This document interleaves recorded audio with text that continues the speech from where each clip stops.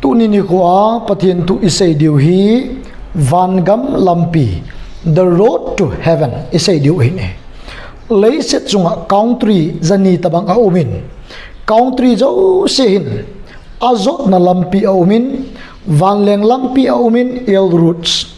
jahas lampi a umin sea routes land routes a umin gari lampi mi hem lampi jong a che ni I khosung uwa I gam sung uwa Manipur Nagaland Assam chom choma khotam ta ine zu ni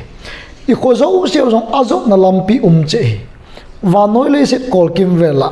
gam ai lâu lệ city khopi kho in azot na lâu lampi lâu cái ti kho pon lampi lâu cái ti in pon này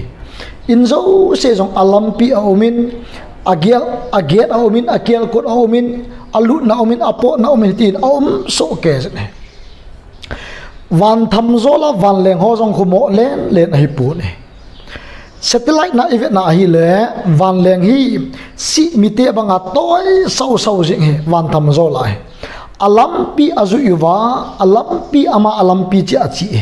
alampi a ho khit vai le van tham zo la jong hi el cross van leng kitat tu mi tam ta hin kho mo lem jeng the hin hi cha chu van leng jong ho anok doma leng a hi pon aleng na ding lampi che van tham zo la khu noi lang jong ke mu phalo he hi ja chu azot na Korea ham America ham Germany ham France ham aman azot na city a chu lampi ako a hi chi compass in computer in hi chi ako ko na chu hi chi leng hi ni ja lampi so ke tui khang len chunga ki tol ho jahas len ta ho jong khun cruise kiti jahas len ta insang alin ho jong khun lampi ane che jahas a to ho khun langjong mu phalo jet level ke mu phalo evet na lang chu tui ngen he ni hi ja chu tui chunga ki tol ho jong khun alampi a ho ova compass a avet wa hi chu azu ni a chu ti lo mai le azut now destination chu lung zo lo di ni hi ja chu leise chunga hi lampi che hi chi lampi chi ho kha lo le izot na mun chu ki lung thei lo mun chom choma ki wa mang thi ni lampi ki ho khil lampi ki zot khil ki ti le se chunga ti zat tai gam leng hon gama wa hon jong lampi a ki ho khil te mole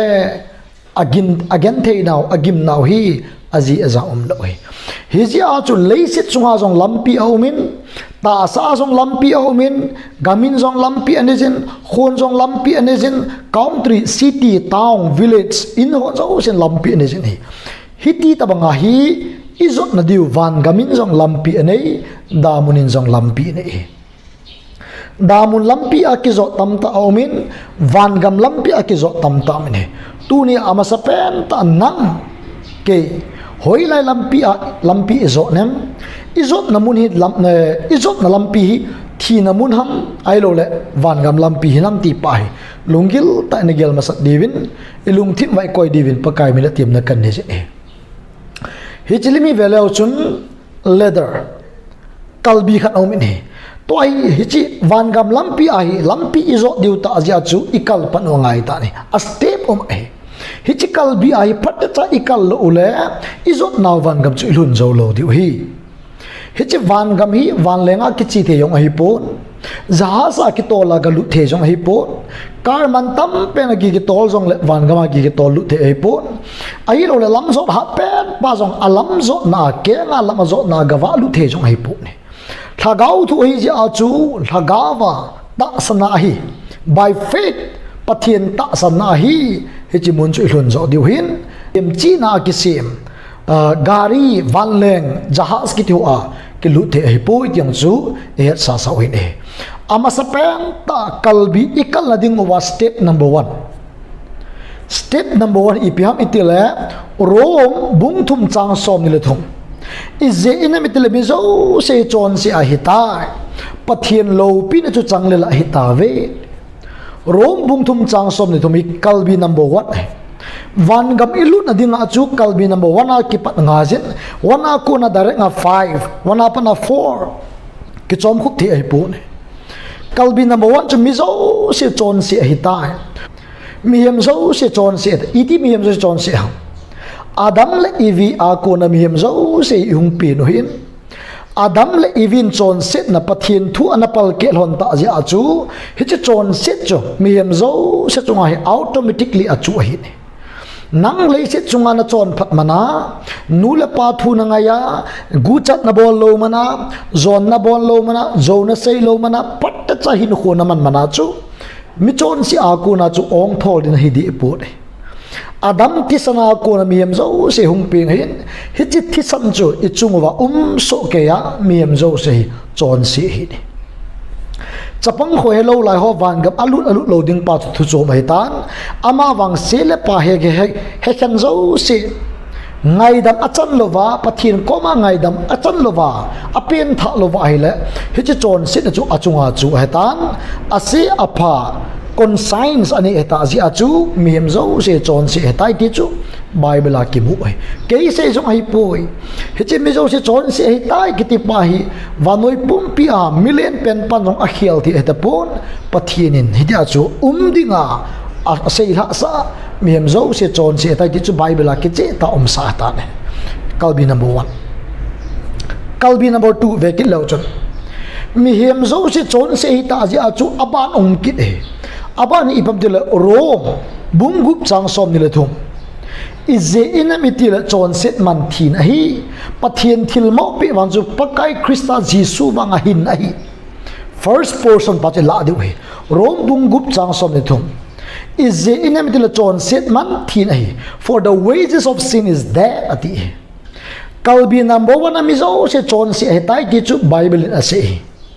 koi macha ong thol ampon avom akang ahaw avai koi macha numei pasal khen tup ampon mi hem zo se chon se heta ne achuti aila bible aban ase jam tile kalbi number 2 mi chon se ho chu achon set man achon set ga thin akisan di wi ti chu pathin thu tep sa always mi chon pohon le se chungai chon phat man akilo ni kho thang lo hon jong ni kho thaman akilo chang phut lo za chom choma na tong ho mystery ho carpentry ho za chom choma min ama aman thapaya na ato asum akilo chon se hi ta azia chu a chon set man chu ba mi dile thin a hi chon set man chu haw na zong ai pon dam na zong ai pon so chat na zong ai pon kipa na zong ai pon lungmo na zong ai pon ni bible din ase chu chon set man thin a hi ati achuti aile kalbi number 1 na bible in ase banga miem zo se chon se a hi ta le miem zo se a chon set man akisan de tan hi chu thin a hi ta sa thina zong hin thagau thina zong hi thagau thina ki ti den thagau ti thelo hin thagau thina ki ti deng le pathin to ki khan ton so na thi mo chang dinga damuna ding ti na hi ni hi ja chu kalbi number 1 mizo se chon se heta kalbi number 2 chon se man thin ai ta sa thina zong hin tin thagau thina zong hi de miem zo se chonga chu de ta ne a hin la hi chia hin bible akichai pon bible hin khum khan om pon next step number 3 om kit ta ni hi chi kalbi ai kalbi ongai ta ni number 3 pham tile ga velo chun rom bunga change romans 5:8 pathianin ei ngai lu naw phot chen ei mu sa tawan hi azi I ham itil ei ho chon si na ium lai taun e ho khelin krista athitai hallelujah chon si na ium masang zong atipon ium zo wa zong atipon chon si na ium lai takuvin e ho khelin krista ahong thitai rom bunga changit hi chelai tak chu gospel good news ki para thupa ha chang ba ki pana thupa chu hi chu eta ne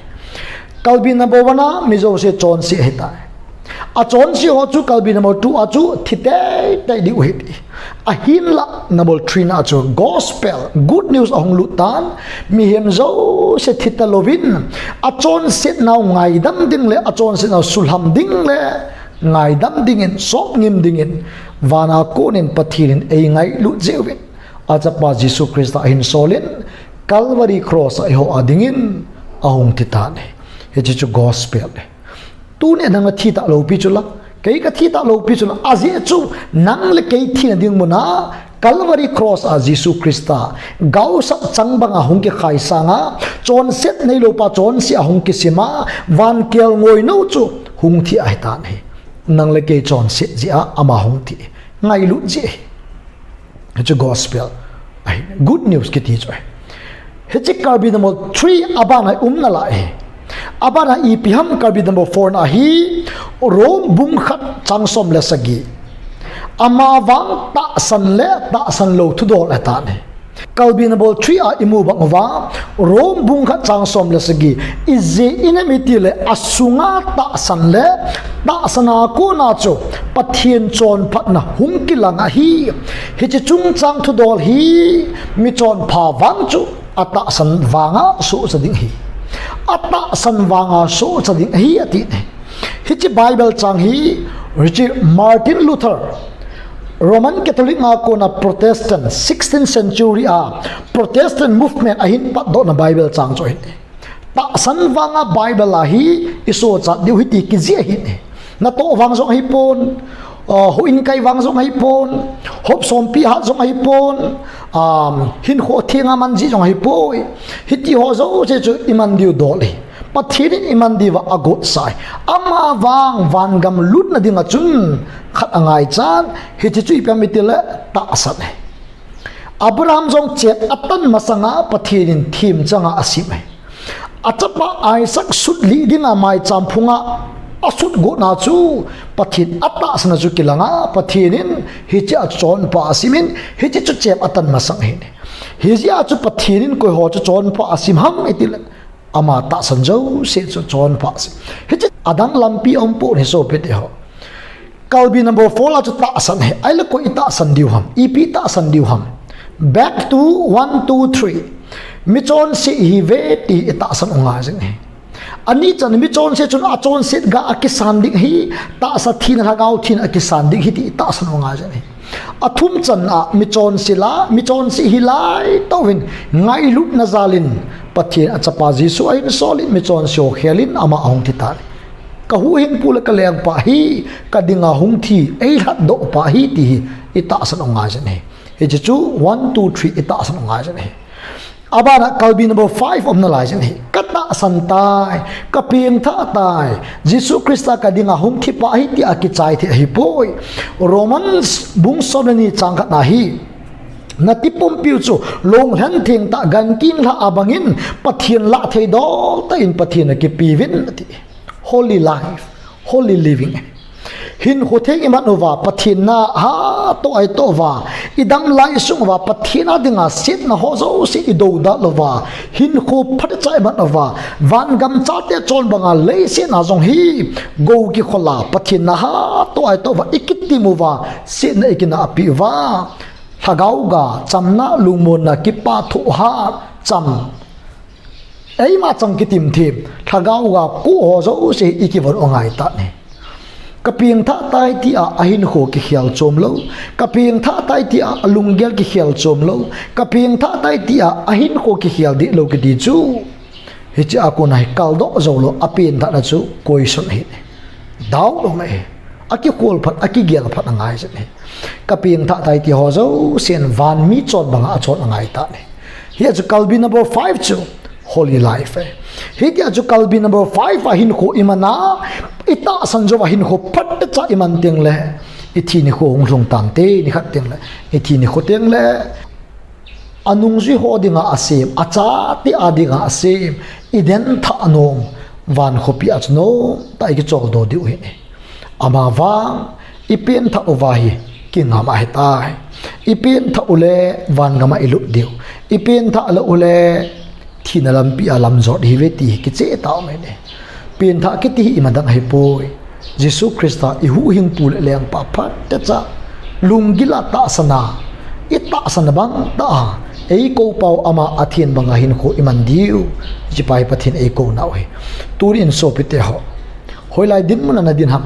chon se ne hi ne ki he na aban kal lo ne hi ham chon se ne ki he le aphai chon se ne hi ne ki he ting le aban na la he chon se ho zo sen pathina ko na god na ta sa thina le lagaw thina ni ato di we ahin la pathin mi ngai lu na agape mi ngai lu na ngai lu na la azong achung nung pekta e ngai lu jiwin mi chon si ho zo sin hinna van gam lampi alam azot thina dingin achapa Jesu Krista hin solin Calvary am tita hichi ita asanova ilung ti mova ka huing pula kalayang pa iti ita sanova ita sanzo te ule ei ko pau pathin athian banga itipum piu hi ama dei bang ta hin ko theng imat wa hele ni khat teng le ton sot gama ilu diu hi tu a hi